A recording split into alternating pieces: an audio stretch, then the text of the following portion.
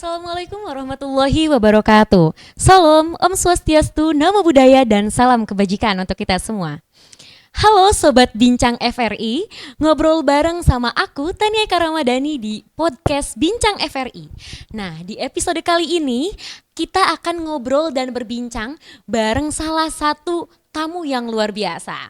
Nah, kali ini juga kita bakal ngobrol dengan salah satu staf TPA, yaitu Pak Fahmi Julian Akbar. Halo Pak Fahmi. Ya, halo Tania. Oke, beliau merupakan salah satu staf TPA dari Fakultas Rekayasa Industri Universitas Telkom. Dan saat ini beliau sedang sibuk sebagai entrepreneurship nih di berbagai bidang usaha. Keren sekali nih beliau. Dan tanpa berlama-lama lagi nih, aku langsung panggil aja bintang tamu kita pada pagi hari ini. Halo Bapak. Iya, halo. Apa kabar Pak hari ini? Alhamdulillah sehat. Wah, alhamdulillah. Bapak gimana nih? Aku sebelumnya mau makasih banget nih Pak karena udah meluangkan waktunya ke sini ya Pak. Justru kita merasa sangat amat keren banget nih Bapak. Udah banyak kesibukan tapi masih bisa berkunjung ke sini. Makasih Pak. Sama-sama. Tanpa basa-basi lagi nih Pak. Karena kata orang, kalau tak kenal maka tak sayang. Nah kalau gitu aku pengen nih Pak, Bapak perkenalan dulu deh, Bapak dari mana? Baik. Untuk saya itu nama Fahmi Julian Akbar. Saya halo, itu Bapak. di bagian layanan akademik Fakultas Rekayasa Industri.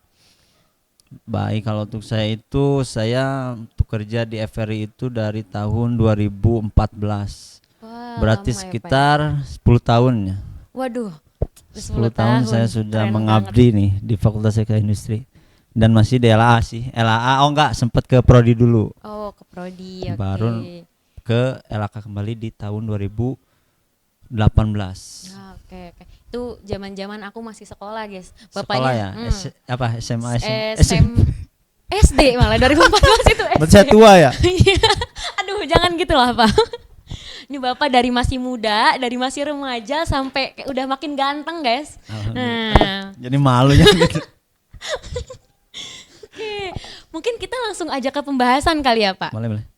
Nah, mungkin dari Bapak sebagai seorang staf TPA, itu kan sering sekali banyak kasus-kasus mencontek nih Pak. Dari anak-anak mungkin, dari mahasiswa atau mahasiswinya.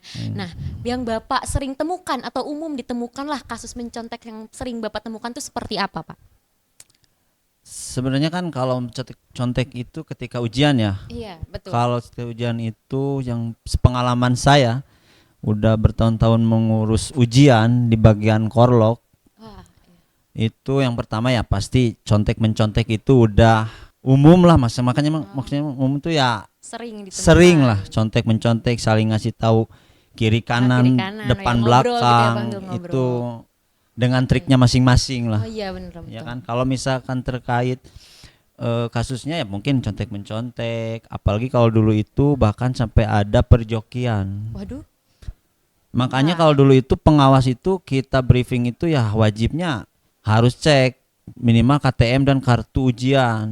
Jadi si pengawas itu langsung mengecek ini benar nggak peserta ujiannya.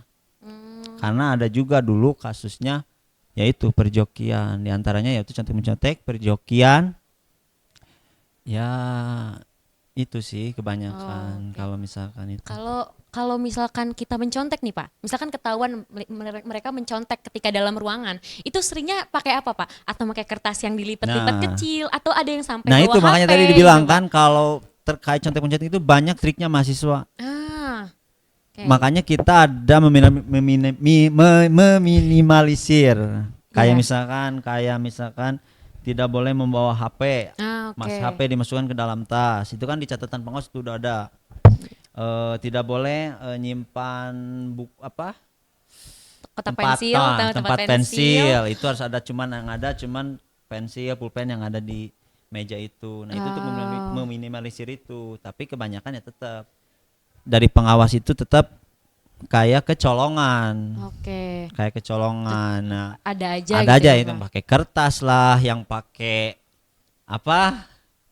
huruf dia tuh punya kata-kata sendiri itu. Oh iya kayak dari teman ke teman ngapain gitu ya. Iya. Bahkan HP juga bisa ada yang lolos. Kayak misalkan HP gini, dikumpulkan di tas padahal dia punya HP 2 sampai 3. Iya, banyak banget juga sekarang ini kayak gini. Ya benar. Gitu sih kalau misalkan.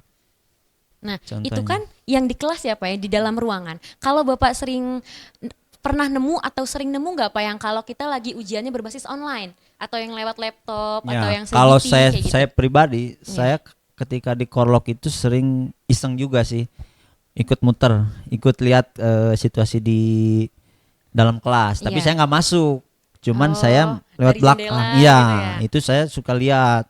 Yang pertama saya itu mungkin kita nggak langsung tegur ya, kita Iya. pastiin dulu tuh dia bener nggak mencontek atau misalkan dia tuh lagi apa, makanya kita Oke. perhatiin dulu. Misalkan kalau dia udah bener-bener kelihatan nih, oh dia buka browser lain nih, kan Iya. sebenarnya kan itu udah nggak boleh, udah Iya, termasuk contek. contekan kan, meskipun dia mau buka browser lain. Nah kita baru saya langsung ke pengawas terlebih dahulu, pengawas Oh. buat mencatat atau mengawasi dulu orang yang saya Ah, curigai. oke. Nah, Nah, itu kan terkait contek-mencontek ya, Pak. Nah, kira-kira suka ada aturan atau sanksi yang diberikan kepada anak-anak yang mencontek itu seperti apa sih, Pak? kalau terkait sanksi, Mm. mungkin itu ada timnya lagi ya, bukan Oh, dari ada tim timnya LHK. lagi, oke. Karena tim LHK itu hanya menerima laporan. Contohnya pertama mungkin dari pengawas, Pengawas. dari dosen, dan mungkin juga dari peserta ujian. Itu ada juga peserta ujian yang melaporkan bahwa adanya tindak curang di Iya, dalam kelas. kelas.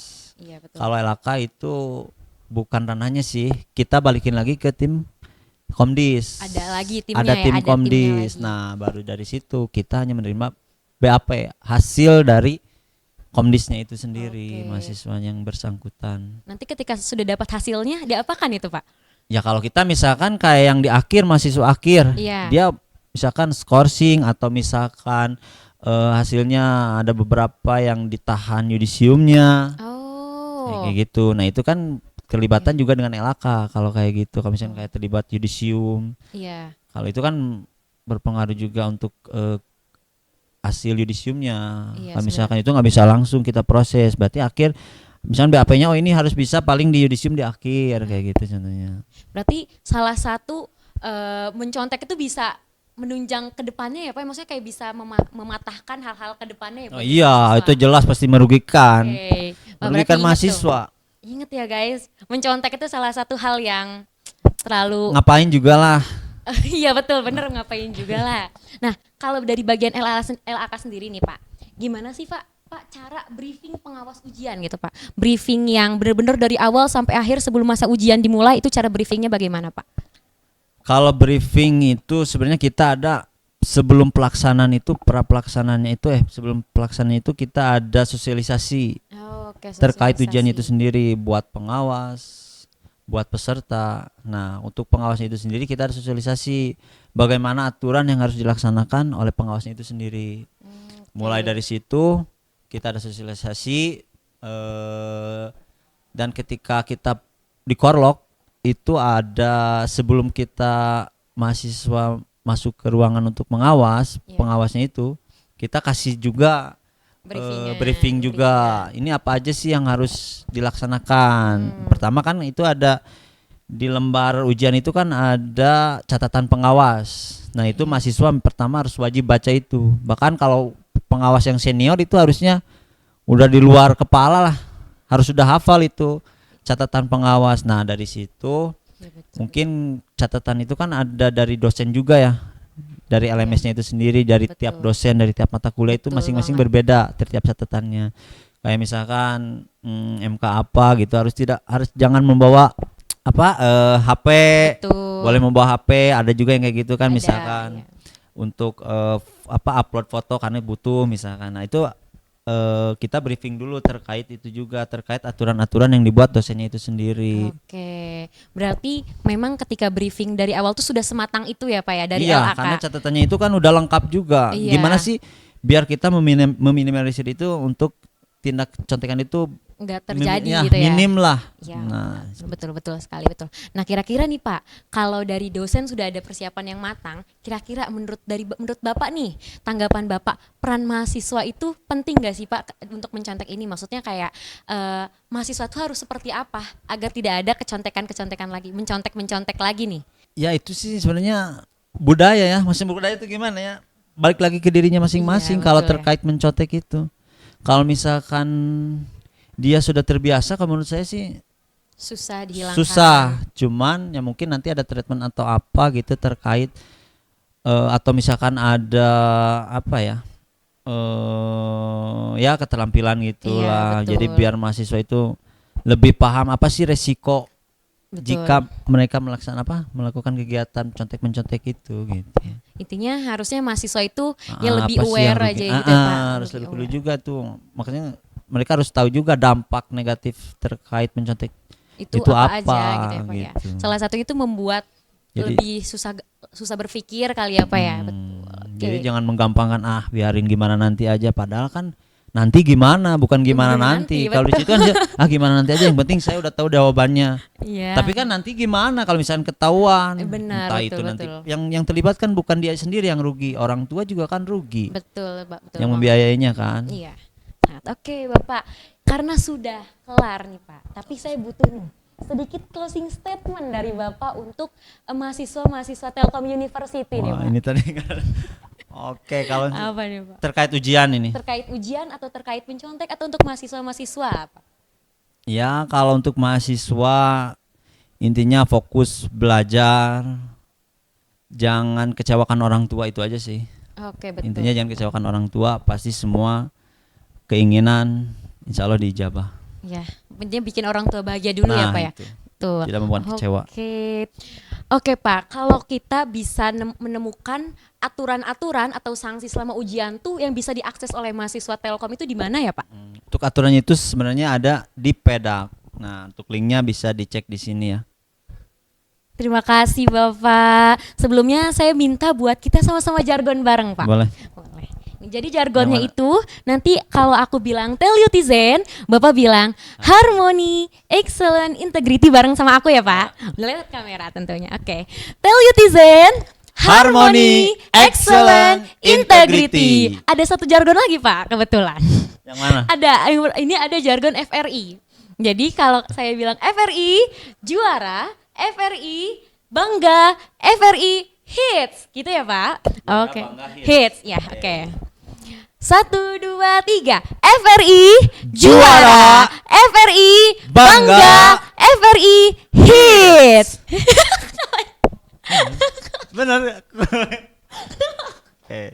Oke, kayak itu aja Bapak. Terima kasih banyak. Terima kasih banyak untuk waktunya ya Pak di sini. Pembahasannya juga sangat amat ini salah satu hal yang perlu diperhatikan juga untuk Telutizen ya Pak. Jadi ya mungkin ini juga setelah adanya podcast ini teman-teman Telutizen bakal lebih aware lagi Ya, untuk persiapan mudah-mudahan. ujiannya. Oke. Betul. Itu saja Bapak dari aku. Makasih banyak Bapak. Sama-sama Tania. Oke, teman-teman. Wassalamualaikum warahmatullahi wabarakatuh.